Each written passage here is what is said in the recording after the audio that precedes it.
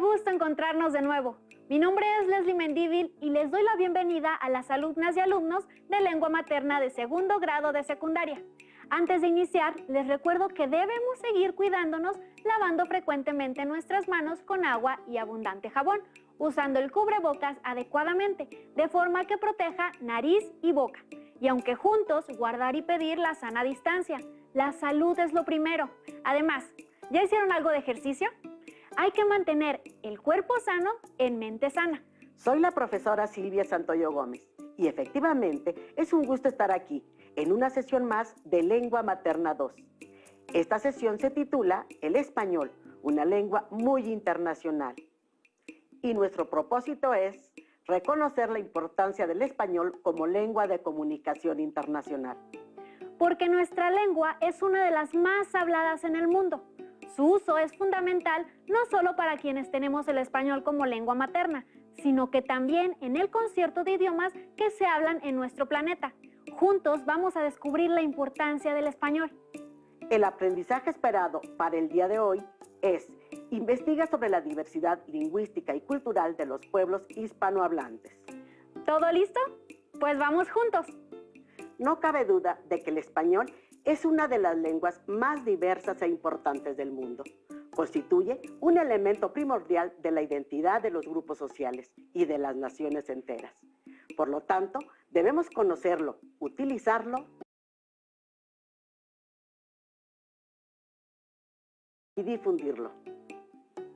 El mundo entero no se habría desarrollado tal cual lo conocemos sin la presencia de nuestro idioma. Los materiales que van a necesitar para esta sesión son cuaderno y lápiz o pluma para que puedan tomar notas. También podría ayudarles tener a la mano su libro de texto. Recuerden que todo lo revisado en esta sesión es para reforzar su conocimiento. Así que les recomendamos llevar un registro de los cuestionamientos, inquietudes o dificultades que surjan al resolver los planteamientos que se expondrán en esta sesión.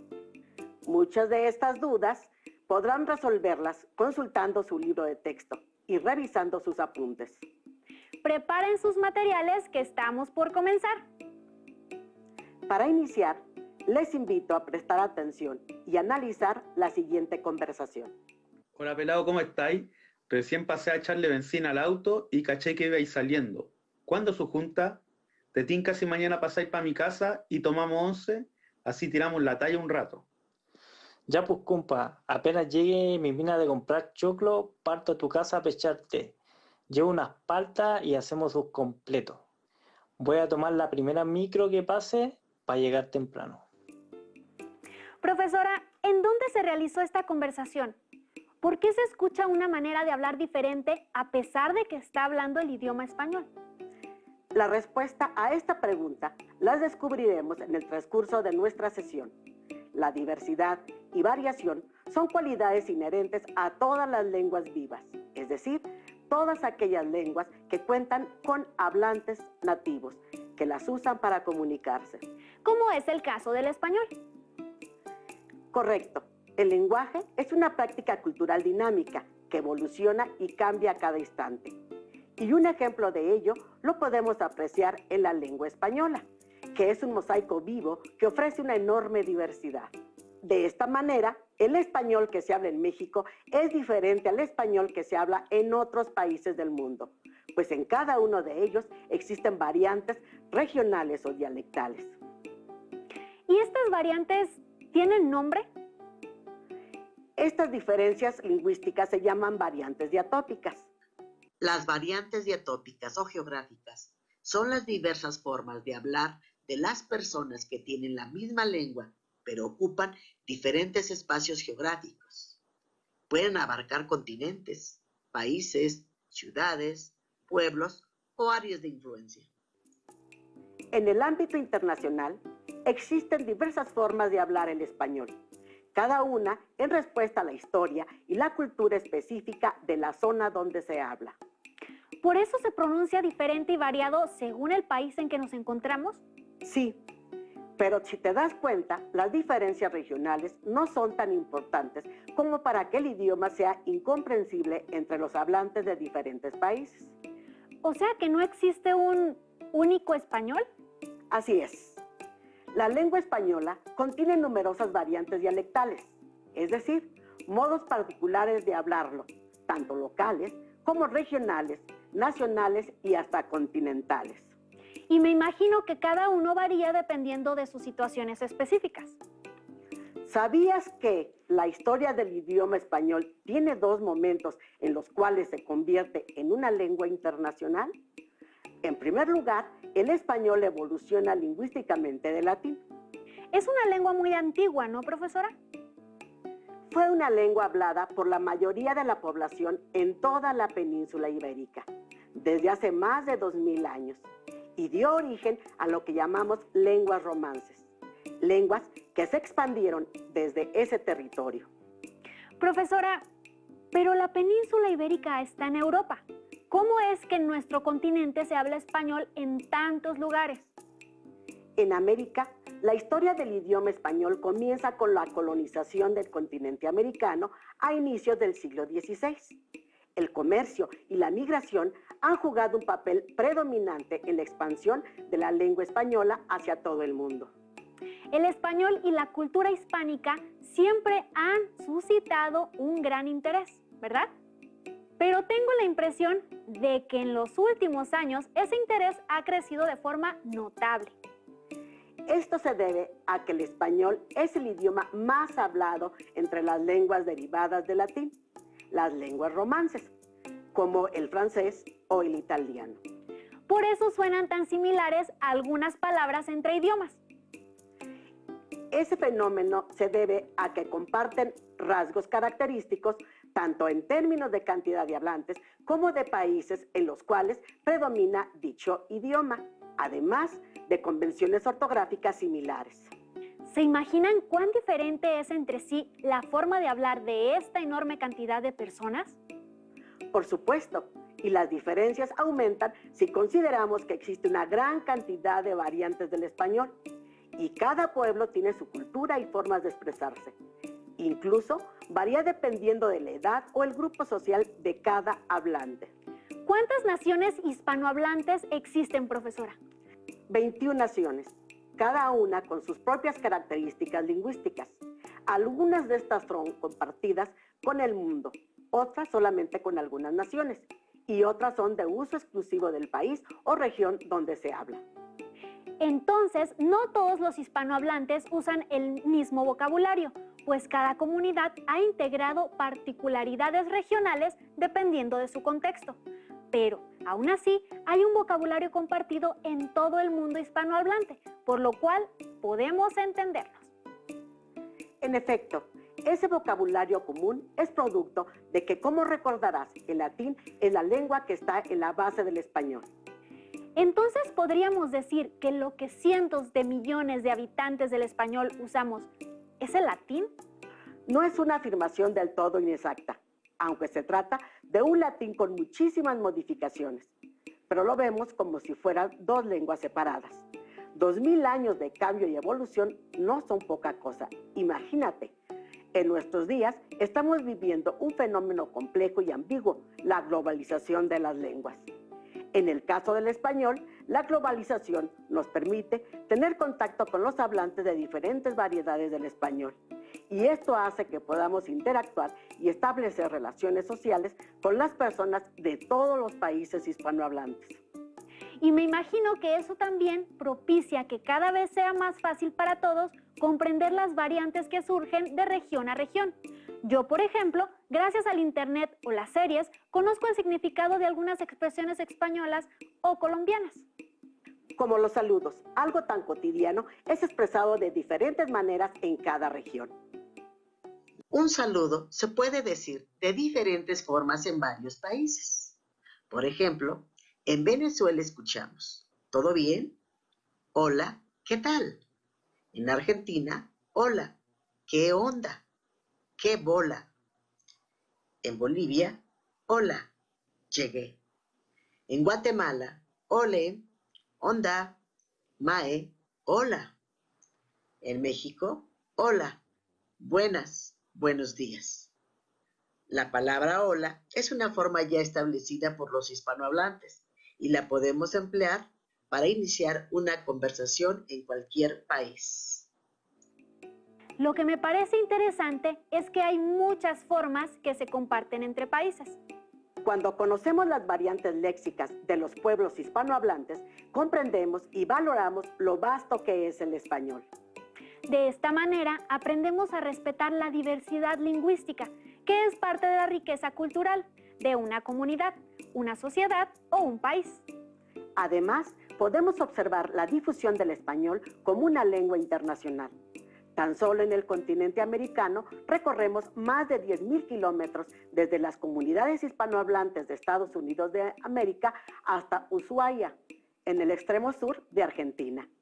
En cada uno de esos lugares podemos comunicarnos en español. Ahora les propondremos un reto. Reflexionen y piensen sobre los siguientes aspectos. En primer lugar, sobre los países donde el español es la lengua oficial. Es decir, que es el idioma reconocido por las leyes para los actos administrativos. También piensen si conocen algún o algunos países en los que se habla el español, pero que no es lengua oficial. Ahora consideren que en cada uno de esos países existen diferentes variantes o formas diferentes de hablar nuestro idioma. ¿Creen que alguna de las variantes del español en el mundo son mejor que otras? Yo creo que no. Me parece que todas son valiosas ya que es parte del universo cultural de cada uno. No hay nada más rico que un mundo diverso. Es importante decirlo. No existen mejores o peores variantes. Todas son igual de importantes y enriquecen nuestro lenguaje. Si les es posible, reflexionen sobre estos cuestionamientos con sus familiares o amigos. Quizá ellos tengan algo más que decir.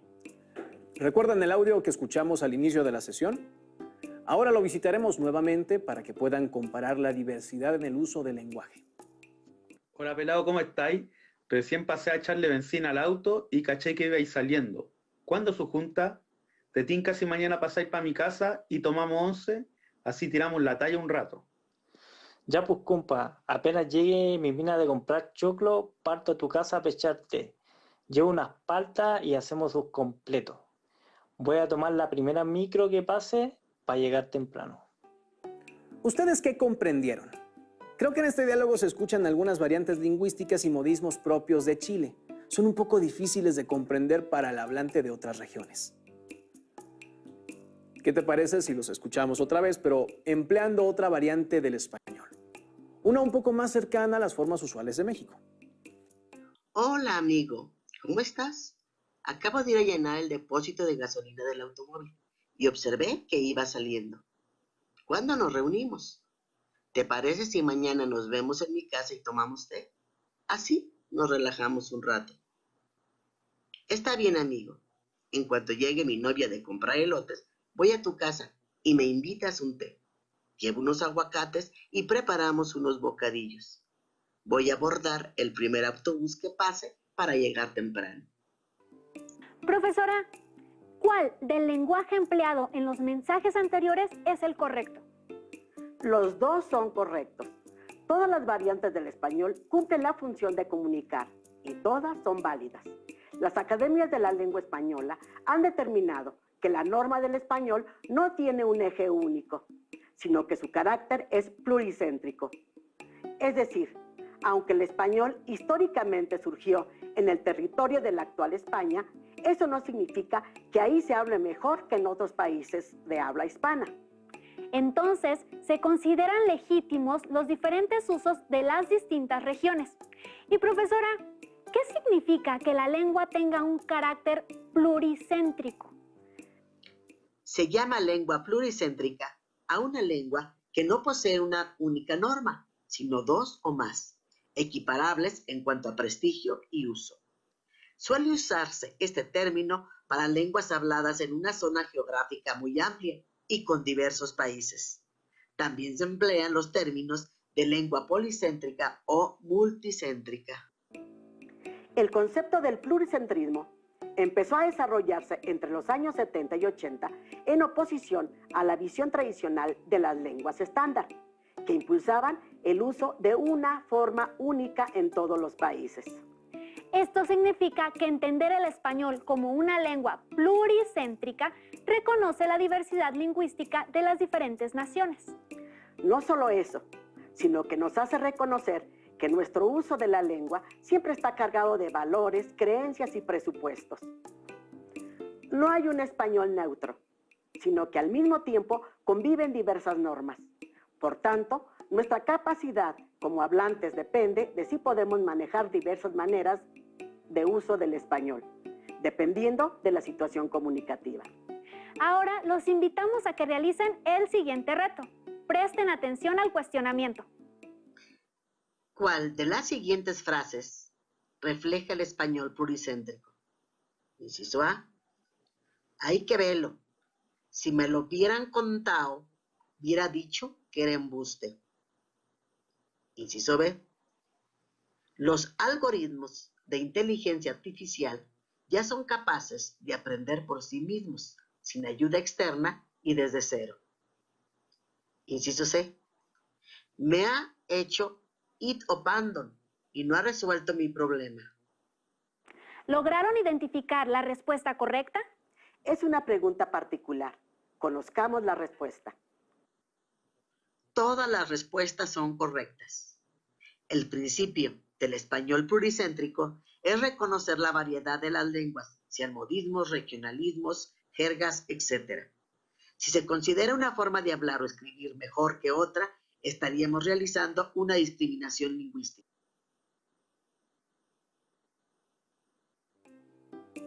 El español pluricéntrico tiene variantes lingüísticas nacionales y regionales, pero todas las variedades son válidas. Me parece que esta información nos invita a reflexionar que el español es una lengua diversa, viva y dinámica, que se ha vuelto indispensable en este mundo globalizado que nos ha tocado vivir. Ahora bien, se preguntarán, ¿por qué el español ha tomado tanta importancia en el ámbito internacional? ¿Sabían que además de la Asociación de Academias de la Lengua Española, hay otras instituciones que se encargan de promover la enseñanza y el uso del español? Existen varias instituciones en algunos países, pero todas tienen la finalidad de contribuir a la difusión de las culturas hispánicas. Para comprender la importancia de nuestra lengua a nivel internacional, veamos los siguientes datos del anuario El Español en el Mundo, publicado en el año 2019. Los estudios plantean que el español ocupa el segundo lugar en número de hablantes nativos en todo el planeta, solamente superado por el chino mandarín.